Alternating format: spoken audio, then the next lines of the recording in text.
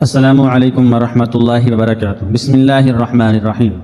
حضرت سیدنا علی بن یزیدی رحمۃ اللہ علیہ کے والد گرامی رحمۃ اللہ علیہ فرماتے ہیں کہ ملک شام سے مجاہدین اسلام کا لشکر دین حق کی سربلندی کے مقدس جذبے سے سرشار، دلوں میں شہادت کا شوق لیے روم کے عیسائیوں سے جہاد کرنے روانہ ہوا۔ اس عظیم لشکر میں 3 سگے بھائی بھی شامل تھے۔ تینوں شجاعت و بہادری، جنگی مہارت، حسن و جمال اور زہد و تقوی میں اپنی مثال آپ تھے۔ وہ جامع شہادت نوش کرنے کے لیے ہر وقت تیار رہتے۔ لشکر اسلام کفار کی سرکوبی کے لیے منزلوں پہ منزلیں طے کرتا روم کی سرحد کی جانب بڑھتا چلا جا رہا تھا۔ ان تینوں بھائیوں کا انداز ہی نرالا تھا۔ وہ لشکر سے علیحدہ ہو کر چلتے۔ جب لشکر اسلام کسی جگہ قیام کرتا تو وہ لشکر سے کچھ دور قیام کرتے۔ اگر کہیں ان کے ہم پلہ یا ان سے زیادہ طاقتور دشمن نظر آ جائے تو یہ 3 افراد پر مشتمل مختصر سا قافلہ آن کی آن میں انہیں ختم کر دیتا۔ جب مجاہدین کا لشکر رومی سرحد کے قریب پہنچ گیا تو اچانک مسلمانوں کے ایک دستے پر رومی سپاہیوں کے ایک دستے نے حملہ کر دیا۔ رومیوں کی تعداد بہت زیادہ تھی۔ گھمسان کی جنگ شروع ہوئی۔ اسلام کے جیالے اپنی جانوں سے بے فکر مجاہدانہ وار روم کی عیسائی فوج سے برسرے پیکار تھے۔ مسلمانوں کی تعداد عیسائیوں کے مقابلے میں بہت کم تھی۔ اچانک رومیوں نے مسلمانوں پر شدید حملہ کر دیا اور بہت سے مسلمان جامع شہادت نوش کر گئے اور کچھ قید کر لیے گئے۔ جب یہ خبر ان تینوں بھائیوں کو ملی تو وہ تڑپ اٹھے اور ایک دوسرے سے کہنے لگے، اب ہم پر لازم ہے کہ ہم اپنے مسلمان بھائیوں کی مدد کو پہنچیں اور راہ خدا عز و جل میں اپنی جانوں کا نذرانہ پیش کریں۔ چنانچہ اسلام کے یہ تینوں شیر غیظ و غضب کی حالت میں میدان جنگ کی طرف روانہ ہوئے۔ وہاں مسلمان بہت سختی کی حالت میں تھے۔ انہوں نے وہاں پہنچ کر نعرہ تکبیر بلند کیا اور کہا، اے ہمارے مسلمان بھائیو، اب تم نہ گھبراؤ، ہم تمہاری مدد کو پہنچ چکے ہیں۔ سب کے سب جمع ہو جاؤ اور ہمارے پیچھے پیچھے رہو۔ انشاءاللہ عز و جل ان رومی کتوں کو ہم 3 شیر ہی کافی ہیں۔ یہ سن کر مسلمانوں کا جذبہ بڑھا اور ایک جگہ جمع ہونے شروع ہو گئے۔ ان تینوں بھائیوں نے آندھی اور طوفان کی طرح رومیوں کی فوج پر حملہ کیا۔ جس طرف جاتے لاشوں کے ڈھیر لگا دیتے۔ ان کی تلواروں اور نیزوں نے ایسے جوہر دکھائے کہ رومیوں کو اس مارکہ میں منہ کی کھانی پڑی اور وہ میدان چھوڑ کر بھاگ گئے اور اپنے لشکر سے جا ملے۔ وہ رومی جو اس بات پر خوش ہو رہے تھے کہ آج ہم مسلمانوں پر غالب آ جائیں گے، جب ان پر اسلام کے بکھرے ہوئے ان تینوں شیروں نے حملہ کیا تو رومی لومڑی کی طرح میدان جنگ سے بھاگ گئے۔ جب روم کے نصرانی بادشاہ کو یہ خبر ملی کہ اسلام کے 3 شیروں نے جنگ کا پانسا ہی پلٹ دیا، بادشاہ کو ان کی بہادری پر بڑا تعجب ہوا اور اس نے اعلان کیا کہ جو کوئی ان تینوں میں سے کسی کو گرفتار کر کے لائے گا، میں اسے اپنے خاص عہدیداروں میں شامل کر لوں گا اور اسے گورنر بناؤں گا۔ جب رومیوں نے یہ اعلان سنا تو روم کے بڑے بڑے بہادروں نے ان 3 نوجوانوں کو قید کرنے کا ارادہ کیا اور بہت سے لوگ ان جانثاروں کو قید کرنے کے لیے میدان کارزار کی طرف گئے۔ دوسرے دن دونوں فوجوں میں گھمسان کی جنگ جاری تھی۔ تینوں بھائی سب میں نمایاں تھے۔ جس طرف رخ کرتے رومیوں کی شامت آ جاتی، ان کی گردنیں تن سے جدا ہو کر گر پڑتی۔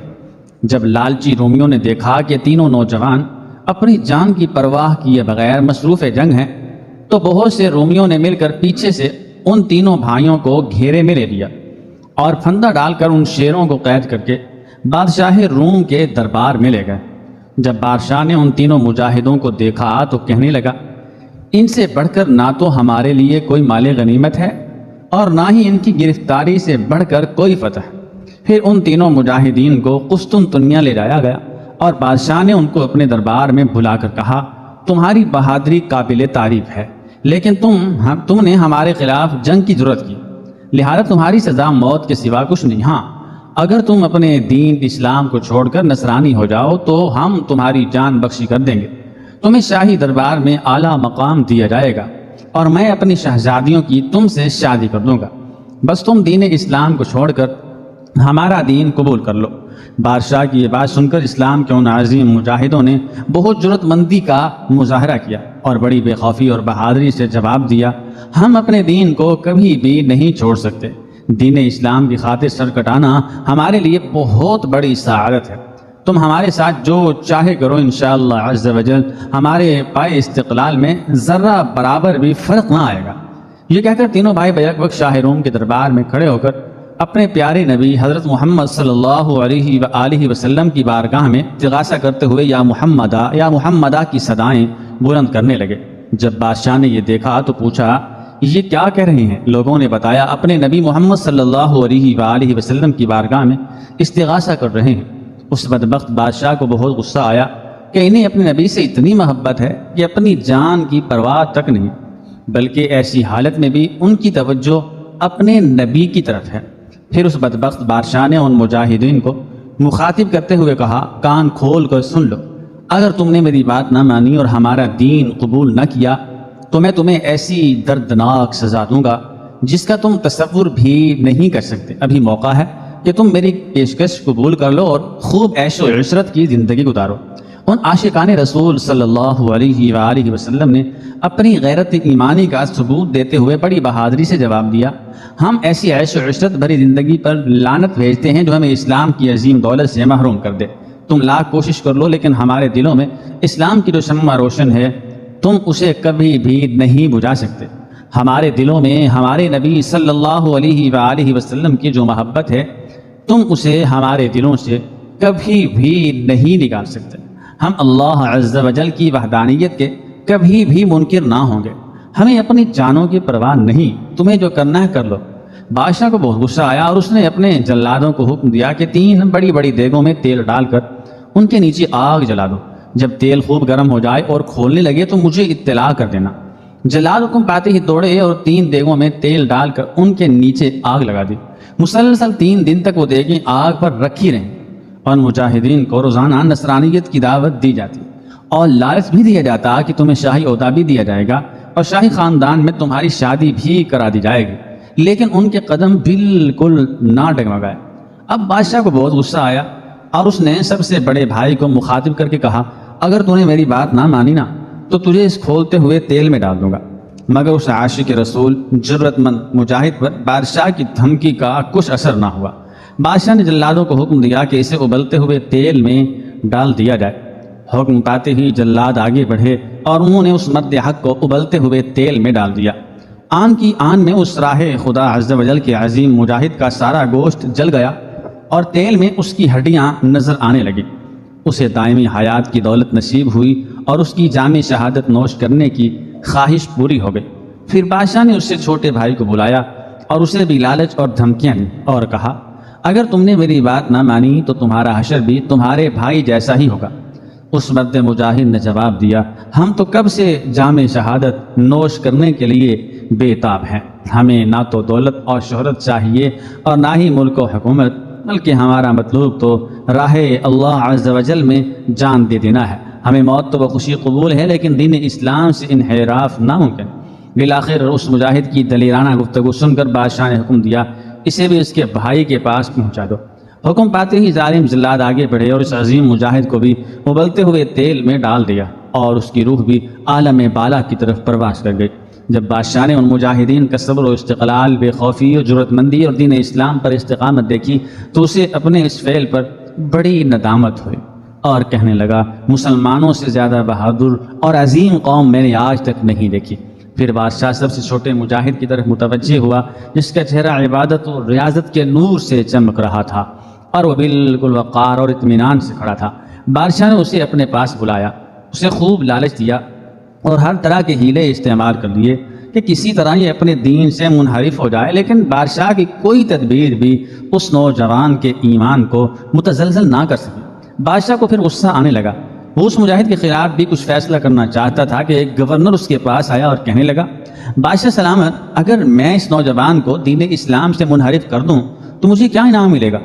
بادشاہ نے کہا میں تجھے مزید ترقی دے دوں گا اور تجھے خوب انعام و اکرام سے نوازا جائے گا، مگر یہ تو بتاؤ تم اس نوجوان کو کس طرح بہکاؤ گے؟ گورنر بادشاہ کے قریب گیا اور سرگوشی کرتے ہوئے کہنے لگا بادشاہ سلامت، آپ تو جانتے ہی ہیں کہ یہ عرب کے لوگ حسین عورتوں کی بہت شیدائی ہوتے ہیں اور ان کی طرف بہت جلد مائل ہو جاتے ہیں۔ بادشاہ سلامت، پورے روم میں کوئی لڑکی میری بیٹی سے زیادہ حسین نہیں، آپ اس نوجوان کو میرے حوالے کر دیں، میں اسے اپنے گھر لے جاؤں گا۔ مجھے امید ہے کہ میری بیٹی اسے ضرور اپنے حسن و جمال کے ذریعے گھائل کر دے گی اور یہ اپنے دین سے ضرور منحرف ہو جائے گا۔ بادشاہ نے کہا ٹھیک ہے، میں تمہیں 40 دن کی مدت دیتا ہوں، اگر تم اسے نصرانی بنانے میں کامیاب ہو گئے تو تمہیں اتنا بڑا انعام دیا جائے گا جس کا تم تصور ہی نہیں کر سکتے۔ چنانچہ وہ بغیرت گورنر جو مال و دولت کی لالچ میں اپنی بیٹی کی عزت کا سودا کرنے کے لیے تیار ہو گیا تھا، اس عظیم نوجوان کو لے کر اپنے گھر کی جانب چل دیا۔ گھر جا کر گورنر نے اس نوجوان کو اپنے گھر کے سب سے اچھے کمرے میں رہائش دی اور اپنی بیٹی کو سارا واقعہ بتایا۔ اس کی بیٹی نے کہا ابا جان آپ بے فکر ہو جائیں، میں اس نوجوان کے لیے کافی ہوں، میں چند ہی دنوں میں اسے اپنے دامن محبت میں پھنسا لوں گی۔ چنانچہ گورنر نے اپنی بیٹی کو اس نوجوان کے پاس بھیج دیا۔ وہ حسین دوشیزہ روزانہ اپنے حسن و جمال کا جال ڈال کر اس شرم و حیا کے پیکر عظیم مجاہد نوجوان کو پھنسانا چاہتی، لیکن 100,000 آفرین اس نوجوان کی پاک دامنی اور شرم و حیا پر۔ اس نے کبھی بھی نظر اٹھا کر اس فتنے باز حسینہ کو نہ دیکھا جس کی ایک جھلک دیکھنے کو روم کے ہزاروں رومیوں کی نگاہیں ترستی تھی۔ الغرض اس لڑکی نے اسلام کے اس مجاہد کو بہکانے کی خوب کوشش کی، لیکن وہ سارا دن نماز پڑھتا رہتا، اسی طرح پوری رات تلاوت کرتے کرتے اور قیام و سجود میں گزر جاتی۔ اسی طرح کافی دن گزر گئے، مقررہ مدت ختم ہونے والی تھی۔ بادشاہ نے اس گورنر کو بلایا اور پوچھا اس نوجوان کا کیا حال ہے، کیا اس نے دین اسلام چھوڑ دیا ہے؟